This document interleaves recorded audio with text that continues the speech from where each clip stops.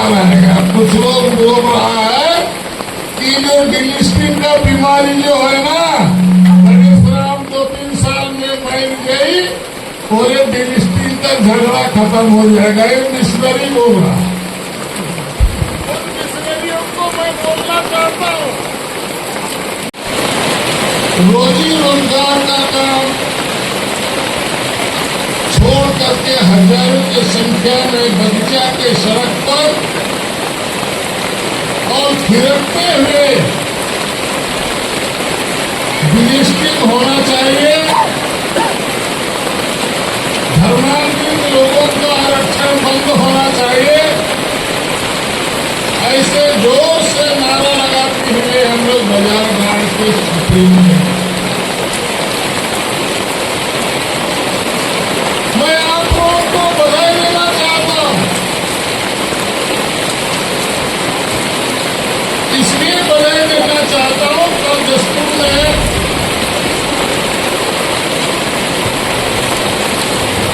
कुछ लोग हमसे सवाल पूछ रहा था। सवाल उठाता है कि गणेश राम के तो राजनीति से निकले ही दे रहे। आप चाटला को भेटलाक नया मुका साथ कौन रहे? सोच और नियम कैसा है लोगों का। अरे राजनीति हमेशा नहीं चलती है, लकड़ी का कुर्सी है। आज कुर्सी में बैठेगा, 5 साल के बाद कुर्सी का पैर टूट जाएगा। आज जो नेता है वो घरे घुस जाएगा। गणेश राम कभी घुसा नहीं। गणेश राम कभी घर में ढुकू नहीं ढुका, क्योंकि गणेश राम का लक्ष्य है कि जसपुर की जनता के हितों की रक्षा करना, ये पहला काम है। अगर डिलिस्टिंग नहीं होगा, गणेश राम मरने वाला नहीं है। अरे इस सड़क कुंभों में कौन बाबा बैठा है, वही तो मंत्र नहीं लगा रहा। सड़क कुंभों का पहाड़ में कौन बाबा आया है ना, हम लोग को कुत्ता, बिल्ली, चूहा, भालू, लकड़ा, लट्टू, पंखा बोल रहा। ये कौन है? और पुलिस में रिपोर्ट होने के बाद भी आज तक पुलिस की कार्रवाई नहीं हुई। इसकी जांच होनी चाहिए। ये तो मुझे लगता है कि देश का खुफिया आदमी है और यहाँ पर खुफिया कर रहा है। और हम जितना आदिवासी लोग उस इलाके में रहने वाले सीधे साधे लोग हैं, उनको भड़काने का काम कर रहा है। मैं एसपी साहब से कहना चाहता हूं,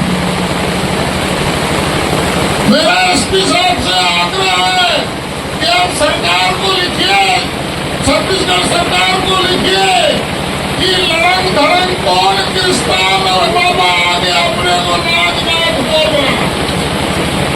कैसा नागनाथ है? हमारे जसपुर के लिए खतरा है, इसको चिंता करना चाहिए। नहीं कर रहा। मैं अभी कुछ दिन पहले सरगुजा गया था। सरगुजा गया था तो ऐसी सभा हुई। सभा के पास आकर के एक व्यक्ति बोला, साहब मैं अकेला हिंदू हूँ, बाकी हमारा परिवार का लोग क्रिश्चियन हो गया और हम लोग अलग अलग हैं।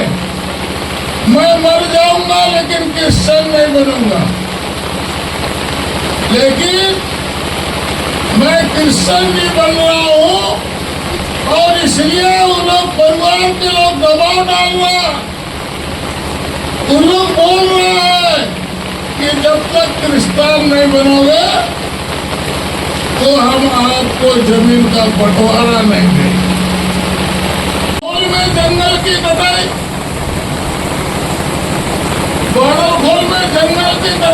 पूरे बादल खान केवल नहीं, पूरे जशपुर जिले के अंदर जंगल को काट करके जंगल को नंगा करने का षड्यंत्र चल रहा है। मैं डीएफओ साहब को कहना चाहता हूँ कि आप बादल खोल जा करके देखिए। जल जंगल जमीन के बिना आदिवासी नहीं रह सकता। जल जंगल जमीन आदिवासी के जीवन का अंग है। जब तक जंगल रहेगा आदिवासी का पहचान रहेगा, और जिस दिन जंगल खत्म हो जाएगा उसका पहचान हो जाएगा, उसका पहचान समाप्त हो जाएगा। ये हमारे लिए बहुत चिंता का विषय है। इसके लिए इसको करना पड़ेगा, नहीं तो जंगल का आंदोलन भी हम लोग को अलग से धमकाते लोग लालच देकर किसको करना, परेशान करना, लोगों को क्रिस्तान बनाना, जशपुर को दीमक के तरह लोग दूसरा। हमारी जो भौगोलिक स्थिति है, जहाँ हम हिंदू ईसाई मुस्लिम लोग यहाँ आते हैं, उनकी आबादी आज देख लीजिए, मिशनरी हमको छू रहा है। मिशनरी हमसे थोड़ा सा कम है। अगर मिशनरी हमारे बराबर हो जाएगा तो हमारा हालत क्या होगा? हम लोग चैन से रह पाएंगे।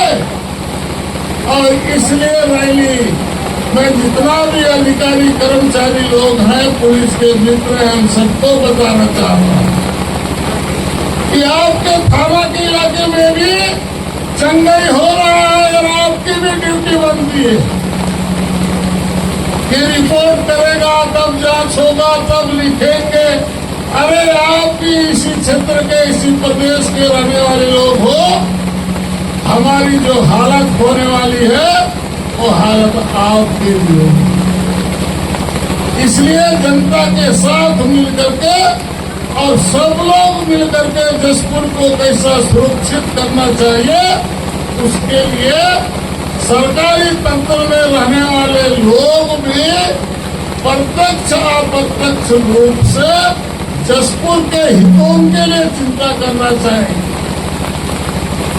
चंद्रदेव जी ने कहा कि 2-2 साल से मजदूरी नहीं मिला। मैं तो कहना चाहता हूं मजदूर भाइयों से कि हमको सूची दे दीजिए। आप लोगों को मालूम है, एक बार सन्ना में हजारों की संख्या में धरना में बैठे, हम लोग वहाँ डटे रहे। हम लोग कहे कि भाई जब तक अनाज नहीं मिलेगा हम जाएंगे नहीं, हम पैसा नहीं मिलेगा तब तक जाएंगे नहीं। एसपी साहब और कलेक्टर साहब आए, उनकी हालत खराब हो गई, वो मजबूर हो गए कि समझा के थक गए। मैं तो थाना के चौकट में ही सो गया। मैं बोला साहब हमको बंद कर दो, लेकिन गरीबों का हक हमको लगता 3 दिन तक लगातार मजदूरी का भुगतान हुआ, एक बार भुगतान हुआ। और मैं आपको कहना चाहता हूं मजदूर भाइयों को कि आप मजदूरों का सूची लाइए। हम यहाँ पर बच्चा के खाने में या स्टेट के ऑफिस में हम सूख जाएंगे, लेकिन भुगतान नहीं होगा तब तक हम हिलेंगे नहीं।